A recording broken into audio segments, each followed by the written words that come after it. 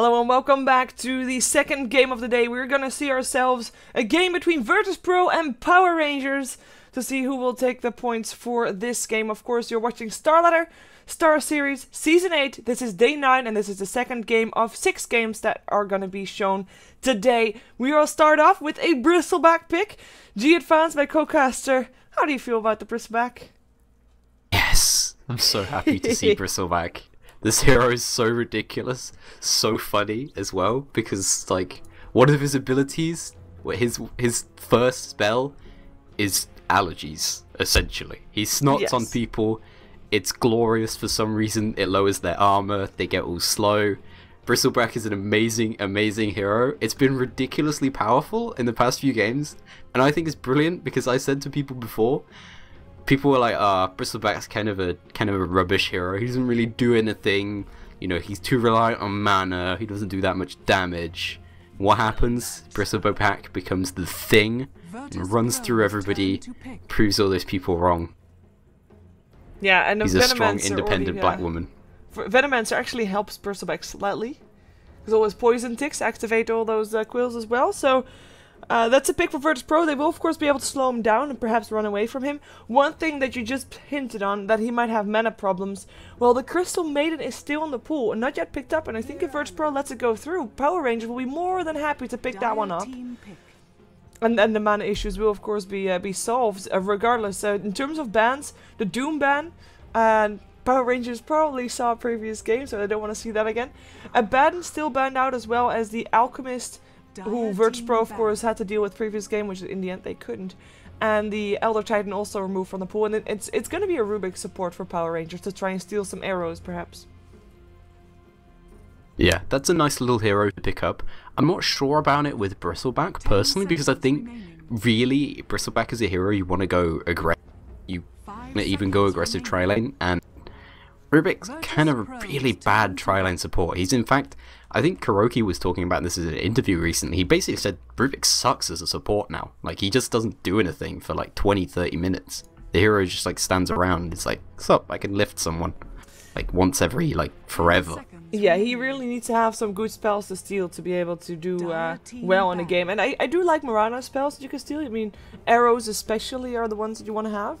So perhaps he can make something happen with that, but his own spells indeed have a very long cooldown on their own. So we'll see what kind of use Power Rangers will get for that. And of course, Bristleback, personally, I like Bristleback most in aggressive tri-lane, but they are on the dire side.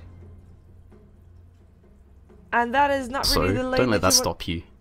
What? Don't let that stop you, Bristleback. Yeah, I hope that it won't let them stop it, because, like, you know, Bristleback. Oh, Crystal Main still removed. Smart move, VirtusPro. Also, OD and Clockwork removed, so we might see an interesting mid lane lane coming up from Power Rangers, or a specific one that they want to have. And Viper still banned out, as well as the Crystal Maiden in the end. And Earthshaker picked up once again, so we're going to see our start Earthshaker slam dunking around again, which worked out pretty nicely for them in the previous game, to be honest. He had some nice plays. Yeah, it was a really nice pick for them the last game. It did have a pretty good game impact. It didn't exactly blow the game open, but he's a support hero, you don't expect him to. It almost feels like VP are like scrimming this or something, do you know what I mean? They've picked Marana Earthshaker twice in a row now. It feels like they're practicing this one. Because, like we saw in the last game, they weren't perfect at it. They weren't in a row.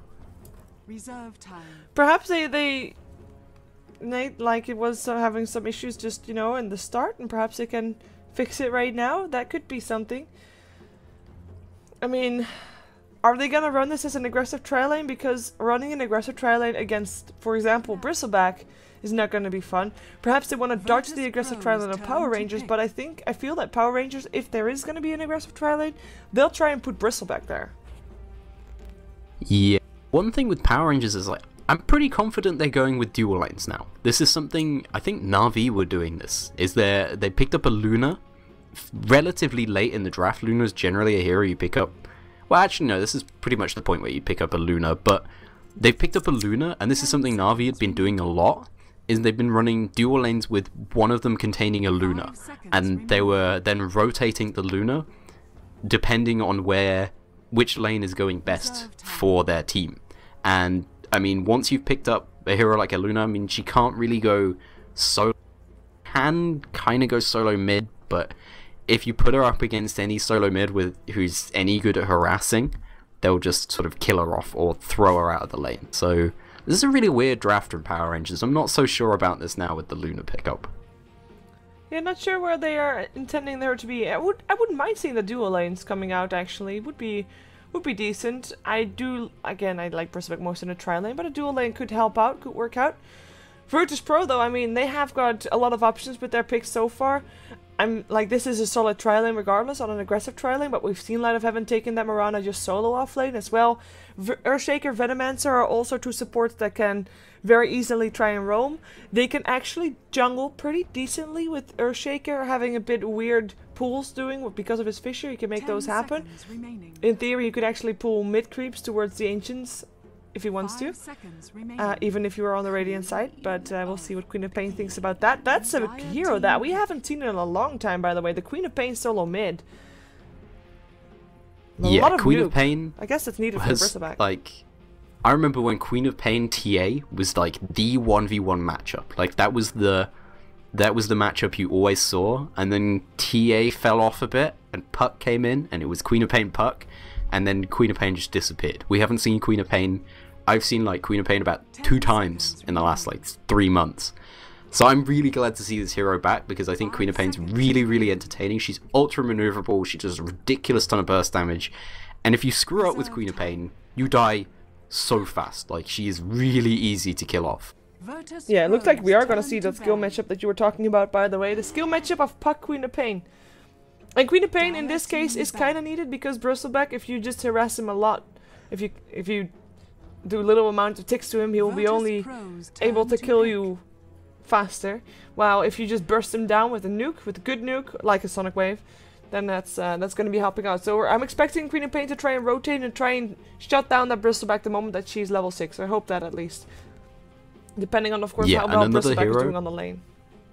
Another hero that she can really punish is Rubik. She's brilliant at punishing Rubik and just killing him off really fast, because one thing with Rubik is A, you need arcane boots, then B, you need a maneuverability item, and it's difficult to get farm on the hero. He's not good at farming. Unlike Earthshaker and Veno, he can't really go to the jungle. So Queen of Pain will be really good versus that, but this last pick is weird. They pick up the Necrophos VP. I don't know about this one. This makes their lanes very odd. I guess they're going to go aggressive. Yeah, they had Necrophos and Bristleback together before. I've seen them do it. Like that team had that. Instead of Mirana, for example, they had a Bristleback run that aggressive tri lane, Necrophos solo safe lane. I like Bristleback most with Necrophos together, but he is actually thinking about it. If you Sonic Wave a Bristleback and then instantly Reaper Scythe, he's dead. He is going to die really, really fast in this. I quite like VP's lineup here. The one thing I'm a little bit concerned about is, I think obviously we're going to see Queen of Pain solo mid, Necrophos solo safe lane. That means VP are again going aggressive tri lane against a Visage. It didn't go too badly for them last time. They did lose their aggressive tri lane, sort of. It performed an objective though, which was shutting down the farm of a certain hero. Where in that case the Alchemist, whereas in this case it's probably going to be the Luna they're trying to shut down farm-wise. But PR this time, they're working with another hero who can do DPS, which is the Bristleback, who's probably going to go 1v1 versus the Necrophos here. So I'm a little bit worried about VP's aggressive tri-lane here. Yeah, and it looks like they might have a bit of a different idea about what they're actually going to be doing here. So let's take a look at who is playing what first before we see where people are going. Because right now, Cheshire Cat, the player that's normally playing the off lane, he actually rotated towards more of the top lane, playing the Bristleback. Mid lane is going to be the Puck ZXC. No surprises there. He will be mid, most likely up against that Queen of Pain, of course, as discussed. That means that Moon is playing the Luna, supported by FNG on the Visage and J4 on the Rubik. But they are with the 3 of them on the aggressive tri lane. This is really surprising to me. One thing about Luna is that she cannot take harass. She can't do it at all. She has very, very low HP pool, one of the worst in the game. And she's going into an aggressive tri lane. Yes, she can provide Luna Blessing, which is a great, great aura to have. early on in the lane. They're also working with a Rubik. I'm really surprised they want to go aggressive here against the side of VP, because to me VP have way better supports in their tri lane. Unless... And possibly better core. Unless VirtusPro doesn't run the aggressive tri lane, which doesn't seem to be the case. There is... Can they actually get him? I think they might be able to get first blood here. Arsart, there's a telekinesis out there. Lucent Beam? No, it's just the aura. Fisher comes out, but might not be making a difference. The hits are there. J4 will take it. I think that's the tone set here for this bottom lane. Necrophos is, of course, there by, well, with supported. I'll let you introduce VirtusPro, actually. Let's just go over them first. Okay, on the side of VP, we do have Illidan. He's going to be picking up the carry role for the team on the Necrophos. One of the supports who's going to be with him is going to be Arsar. He's on the Earthshaker, already given up first blood, but not too bad for him. He'll deal with that. G, he's going to be on the mid lane in the mid 1v1 matchup on the Queen of Pain. And on the top lane, it's going to be Light of Heaven with Jotum here on the Mirana and the Venomancer, respectively. Yeah, not a very easy lane for this dual lane, by the way. Oh, bottom lane, they're going again. They are able to kill off Necrophos. Arsart smoking up just... Oh, wow. That's a smoke that was already popped off. I think he misclicked the clarity. But that is... This could actually work out. They're going to try and force the Venomancer towards the bottom lane as well, I feel. And when that actually happens, we might have instantly Moon switching with Cheshire Cat. And Mirana versus Luna. Luna wins for last hits because of her massive amount of more base damage that she has. Yeah, absolutely. It's a great matchup for Moon, although she will take a fair amount of harass, but she can probably get away with it before she picks up maybe a Helm of the Dominator or something. I'm really surprised by the way VP have laned this, to be honest, because I feel like they've neutered themselves by going with dual lanes here. They have very, very obviously an exceedingly strong tri lane in Mirana, Visage, Earthshaker, but you can see what happens in a tri versus dual lane. This, I mean, even the Fisher, which was nicely placed, it doesn't matter. They're all ranged. They'll just hit over the top of it. And I agree, like right now, isn't this the moment where you say as VirtusPro, you know what, our bottom lane is not working out, let's switch it up? Yeah, I'm really surprised they're keeping Jotum here for as long as they have done. I mean, it seemed obvious that they thought they were going to be fighting a defensive tri-lane from PR, because PR picked a Luna, which is not a hero you put in aggressive tri-lane, and again on the bottom lane, oh dear. This is pretty painful. Telekinesis will come out, just a couple of lasses needed, might be enough. Fisher, I mean, they blocked enough nicely, but it's just... Oh god, now the TP comes in. Hello, Venomancer. Oh, he cancelled his teleport. So he either is gonna stick around top or he is gonna walk all the way. I think it was on purpose though that he cancelled it. He'll stay top. Meaning that Illidan once again is gonna be in a tough situation here on the bottom lane. Because the thing about a Necrolite is that he does need farm. That's why he's on the safe lane. Either he's safe lane or he's mid, because he needs farm and he needs levels, and he is not getting either at the moment. Absolutely, that hero is really, really farm dependent. It's one mistake that a lot of people see with Necrolite. They look at the hero, they're like, oh, he's got like a heal and like an aura and then like a cool ulti. Like, I'm sure that's a support hero or something. No, this hero absolutely like a team-based hero. Yes, he needs to be with his team to work well and to get things done, but mostly he is essentially a carry hero. I mean, a bit of an odd one, but definitely a carry hero that needs farm. I wanna call him a tank. Shut up. You're not allowed to speak about tanks. That's horrifying to me. It's true though. He is the tank. The one with the mechanism, the vanguard, the pipe. Hearts, you know, survivability. We have got Jonathan and Arsart actually rotating top. Perhaps they can kill off the Bristleback, but Bristleback is not an easy hero to take down. And of course, he is also one of those heroes that stays alive for a fairly long time during a gank. And that might be enough time for Power Ranger support to come in. Let's take a look. Rubik does have a teleport, Visage does not. So that might be a way to do it. They only have got the Rubik to back him up if he will come. Yeah, Rubik not the best backup. He can maybe like throw somebody away or something, but are they going to go on him here? He's going to go from this. He does have a salve, but won't even try to pop it. He'll go down. Nice gank. No teleporting coming. No help coming for him, but finally, I mean, VirtusPro gets something off the back of this because they needed something to go their way. In the middle, they do have G doing okay. I mean, he is 15-4-6 with ZXC sitting on 14-7, so it's still very even. But at least G is not losing the lane, so that's great. They did, of course, lose the bottom lane. I think that's safe to say. Even thus far that, I mean, so far that Necrophos is farming the jungle. That's just, you know, Amazing. the way that this game is going. So the tower will drop soon. Oh, that is so awful to be. I mean, it's 5 minutes into the game. He's essentially their carry, and he's level 2 and a bit, and he's like struggling, really struggling with these 2 creeps here. You can see he's burned all of his mana from doing this. He probably even won't get enough back from the sadist. This is horrifying for him. Yeah, this is not a jungle hero.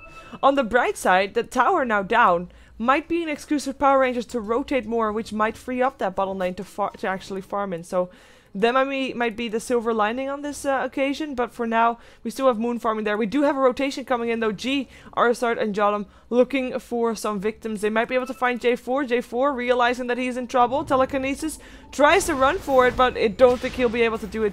At least he is deflecting the attention away from Moon, but Moon actually coming in. But why? No! Also in comes the Visage. That is G down. That is a worthy trade, if any, and they will get a second kill there as well. Arsart has got another Fisher up his sleeve in a mana, so that is, I mean, it's still a 2-for-1, which is a very good trade. Killing off that Queen of Pain, which was one of the only lanes that they were actually doing decent in. Yeah, Ouch. that's a really bad situation from there. And I was just about to compliment G on how well he's doing versus ZXC, because he was winning the lane, and I would say it's pretty much one of the most even matchups in Dota. Yeah. But he then goes and misses getting a kill on the Rubik because he mistimed the amount of damage that the Scream of Pain was going to do to the Rubik. So Rubik got killed by the neutrals, and then by that point he'd overextended and then ended up dying as well. I didn't even realize that. Yeah, he did. He got killed by the neutrals because he used his Scream too early. That plays. ZXC is rotated as well, by the way. Bottom lane, they're making sure that bottom lane is not going to be a free farming zone for VirtusPro, which is very important indeed. On the top lane, maybe Light of Heaven has got a bit of a thread of hope for VirtusPro, but he seems to be in a lot of trouble as well. He does have 34 last hits, which is more than Cheshire Cat has, so he's doing okay. He has got also Moonlight Shadow, but he is not in a position to already try and rotate out of the lane. He's not one of those heroes that, well, he can, but he needs backup of the heroes in the lane itself. And right now, the only one that he can back up from is G. And he is also in trouble. Ooh, perhaps they can make something happen with Medved though. Looks like nothing so far. Moon's actually gone back for a Hand of Midas, which is a little bit odd here. And there's another odd item build I've seen as well, is that Light of Heaven went for Treads, which is virtually unheard of for Mirana. I mean, both of them are seen as like kind of, I mean, the other option is Phase Boots, right? Which is what we see like 90% of games. Both of them are quote unquote core on the hero, oddly enough, but I mean, I feel like you don't go Treads unless you're getting a lot of farm. I mean, he's got okay farm, but not a huge amount. Oh, they go on Cheshire Cat though. The arrow will hit. The Gale already went through. And that's going to be a nice pickup going the way of G. So they really need kills. And they continuously go on the Bristleback, who is now the only, like, he's the only death in the team apart from the Deny on the Rubik right now. So VirtusPro finding some openings, but with that kill, they might lose their tier 1 middle because that's where Moon is headed. And he is already pushing that one down. We do also have Necrophos farming a bit on the bottom lane. As expected, he is level 5, so might be able to, you know, to make something happen once he's got his ulti. But right now already, we're 9 minutes into this game. We're already 4k experience in favor of Power Rangers, 4k gold in their favor, which at this point in the game is just so much. That's a staggering amount, especially when we take into account that PR's lineup potentially scales a lot better. They have the Luna, which is a fantastic late game hero, a fantastic mid game hero as well. They also are working with the Bristleback. If they pull further ahead in this, things could get really, really out of hand for them already. And I mean, just look at the difference between what the Necrolite is working with, which is the counterpart to the Luna. The Luna has Treads, Hand of Midas, Basilius, and almost got a Helm of the Dominator. Illidan, on the other hand, still has a Salve in his inventory. Yeah, the only one that's able to keep up with farm right now is Light of Heaven. And I think it's been said in a lot of games already that Maranas, they're just not the best carries. They're decent and all, but they just need so much before they can pump out some damage, and they just can't. She doesn't have enough, she needs way more. They're moonlight shadowing up though, walking past some sentries, so they'll be scouted out. And yeah, that's gonna be that initiation gone. Nice attempt, but it does make sure that VirtusPro, that Power Rangers, is gonna be ready for this and now knows that the Moonlight Shadow is on cooldown, and they instead are gonna try to make something happen. G is gonna be the first target. Nice fissure, blocking them off. Arrow, whoo, gets dodged. Nice phase shift.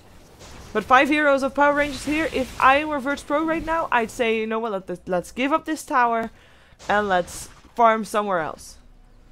Yeah, they don't really have the capacity to defend this right now, and there's plenty more farm on the map, but they're still going to try for this anyway. Things might go really bad for them, but they do take out the Visage early in the fight. Yeah, Eclipse still able to burst down the Queen of Pain though, and Illidan, can he actually make something happen? He does have his Reaper Scythe, but he can't really do anything with it. The puck itself still goes down familiars.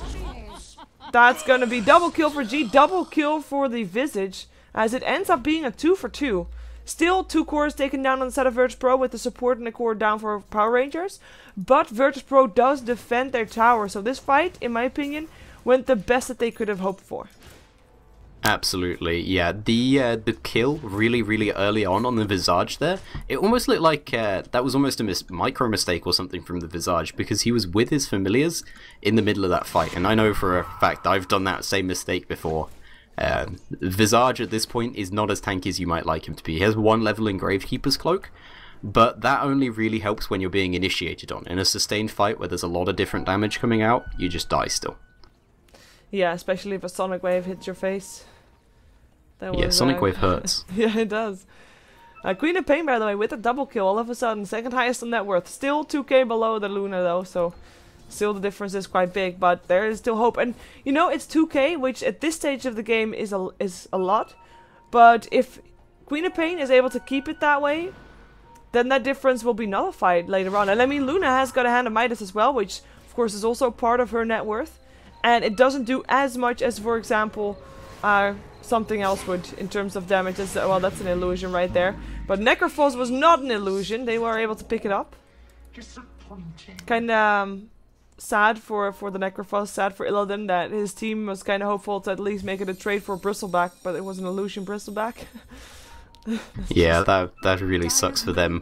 You know how you were saying, oh no, he's not doing it. I thought, right, that G was gonna go Dagon first, Queen of Pain, like full like pub mode or something, like a horrible build. It just doesn't make any sense to do. But he's actually going back for a Necrobook, which is really old school and feels like it makes sense to go back to now that Necrobook is like imbalanced book or something. I don't know, what do people call it now? It's pretty scary to go against the Necrobook. I just also call it the Necronomicon. But I kind of like it because there's a lot of AoE damage coming out. And perhaps they're able to also make some damage happen on the side of Power Rangers. And when they win a fight, if they win a fight, they need to be able to take something off the back of it. Because they're not going to have that many chances. And the Necronomicon will help them in pushing as well, in that case, if they win a fight. They need to win a fight first, though. Yeah, absolutely. And one issue for them right now is that PR is just going for Roshan. Wow, Rubik, who apparently managed to steal Sonic Wave, even drops it on the Roshan there just to pick it off that little bit faster. That's a nice spell to steal. He couldn't have it anymore afterwards, so he held on to it for a very long time. He could have jungle farmed, man. Jesus. Well, perhaps he was aiming for the last hit for Roshan. No, he used it when there was like a 2k HP left or something stupid. He just like threw it randomly. He was like, I have no use for this anymore. Yeah, he's managed to have a good game this time, so despite some issues with PR's draft, I mean, they just outlaned VP. VP's lanes were really weak with the dual lanes. They weren't anywhere near as strong as you want dual lanes to be. When you run dual lanes, the basic idea is that you beat every lane, so you get a huge advantage early on, and in fact it just fell apart.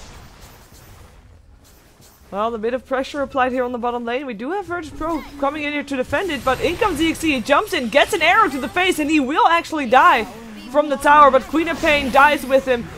Poison Nova comes out and gets stolen, actually. That is a brilliant spell to steal for J4. Unlucky for him that he won't be coming in range anytime soon because his team has decided to back off. It's still 2 for 1 though, still in favor of Power Rangers, but they will stop their push. I guess for now, because it looks like they might be coming back in.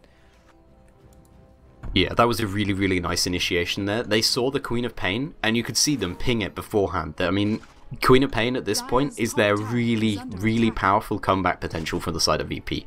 Everybody knows the sort of damage that a Queen of Pain can do once she starts snowballing. She can hit ridiculously hard, she has really low cooldowns on her spells, she's very maneuverable.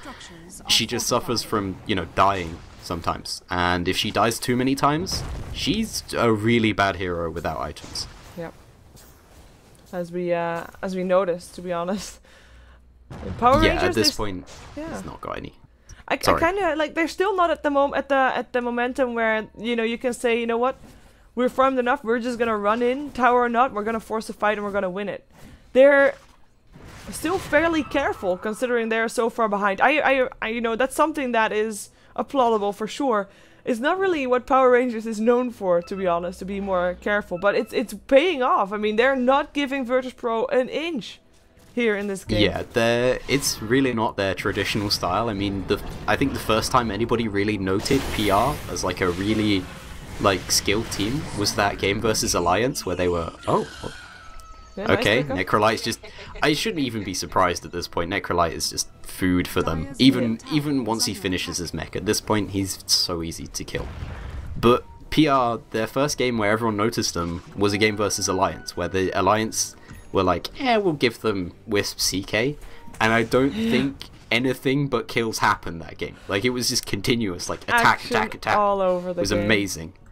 So it's nice to see that PR have managed to put themselves more versatile, but I kind of preferred the old PR where they were just like, oh look, the enemy team, let's run at them. Yeah. I mean, that's the reason why, like, every time if you talk about Power Rangers, you can always say, like, they always make sure that no matter if they win or lose, their games are entertaining. That was something that you would always be able to say about Power Rangers, but now that they've kind of matured, they are playing with a bit more cautious. I mean, it's good because it's paying off. They're doing really well. And actually, I didn't even show the scores of Power Rangers before the game started. I will show it real fast right now. As you can see, Power Rangers, they're sitting third. They've played 7 games, 4 games won, 3 games lost. And VirtusPro, of course, 7 games played, 3 games won, 4 games lost. So it's fairly even, I guess. But Power Rangers, they're doing well considering previous results in StarLadder. Go Power Rangers. Yes. Oh, I should have said that one ready. This team is awesome. I actually had like the Mika relax thing standing ready, but I forgot to play it when they won. I should have also had the Go Power Rangers thing ready, but I didn't. Should have sound files. We're all upset with you. I should have sound files. Why don't I have sound files? That would be awesome. That would be really, really nice to do that. Every time they win a team fight, Go Power Rangers. Yep.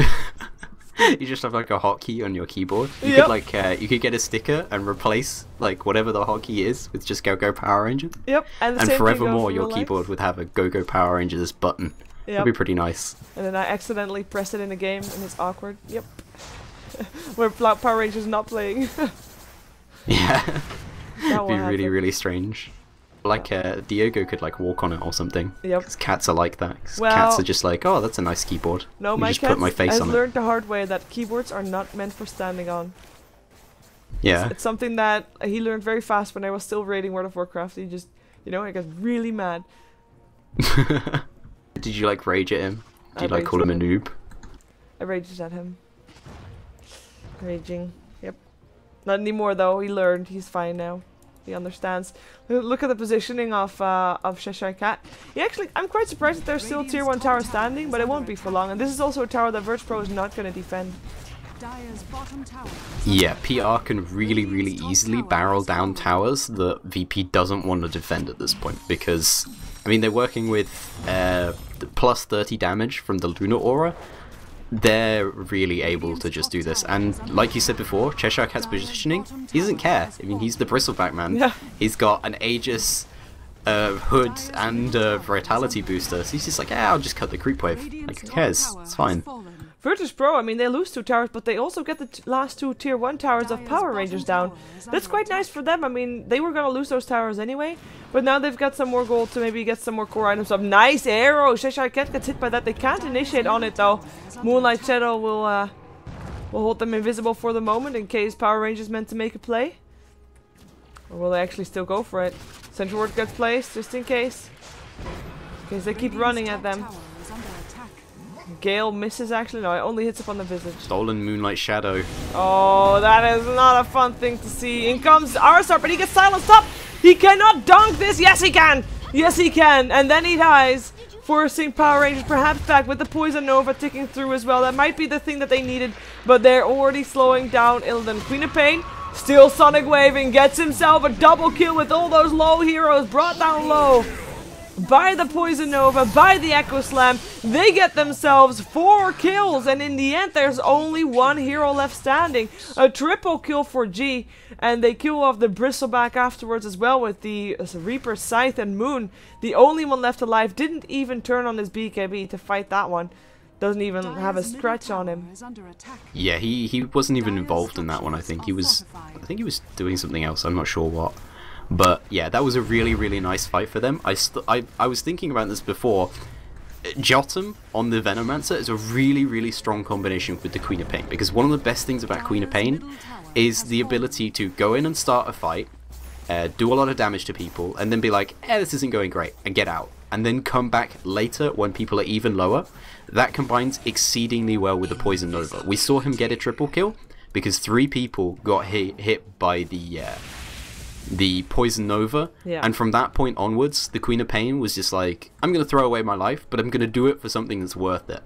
And from that, I mean, she's now up to a level 3 Necronomicon as well as an Ogre Club at this point. It's just, I mean, that Poison Nova Sonic Wave combination just wrecked Power Rangers. And with that, a big bump in the gold graph has happened. Power Rangers still ahead, of course, but now 8k instead of 10k. Experience graph shows the same. Power Rangers, I feel like they cannot lose like too many more fights before this game is completely even once again.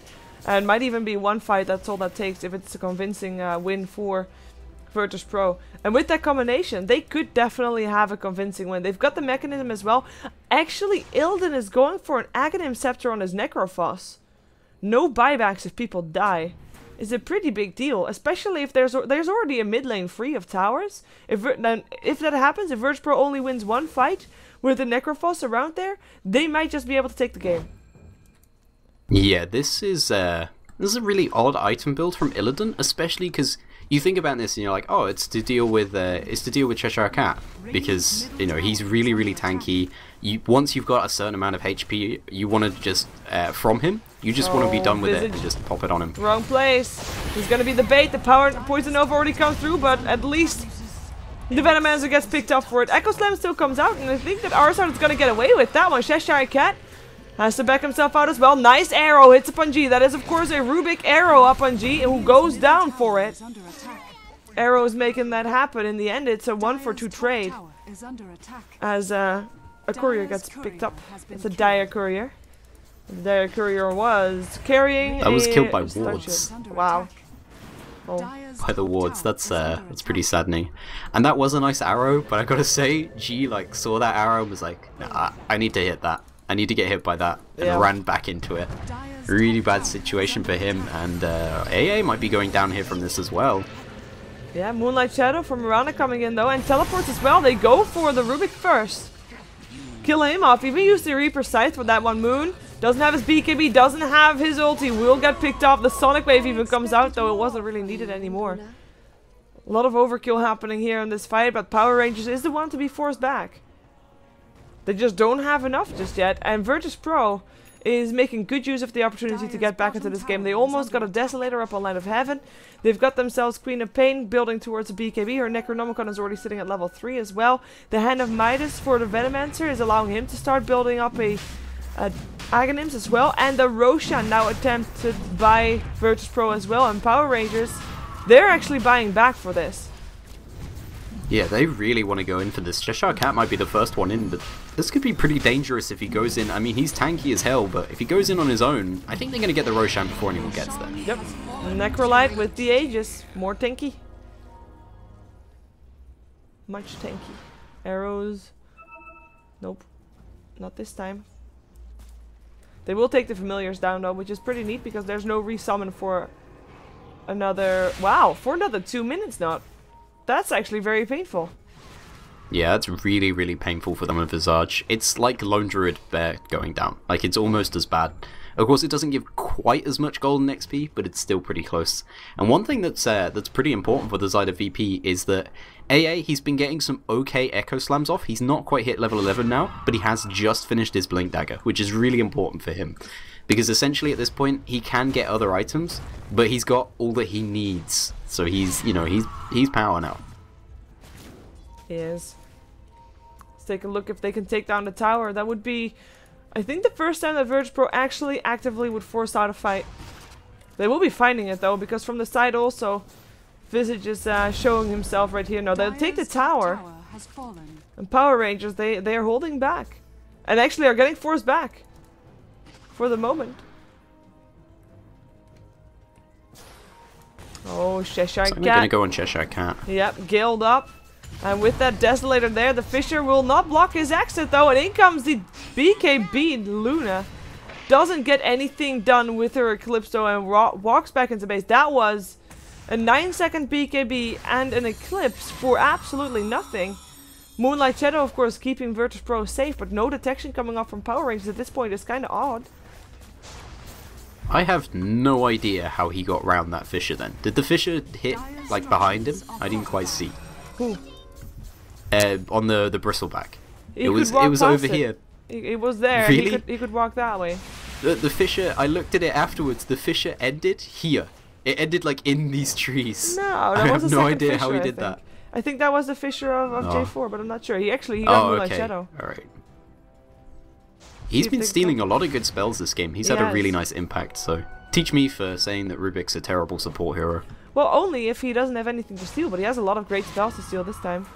They might be able to catch themselves a Venomancer, but nope, the Moonlight Shadow wears off, the Power Rangers can't do anything anymore. But at this point, the gold graph, going back to even, experience graph, back to even almost.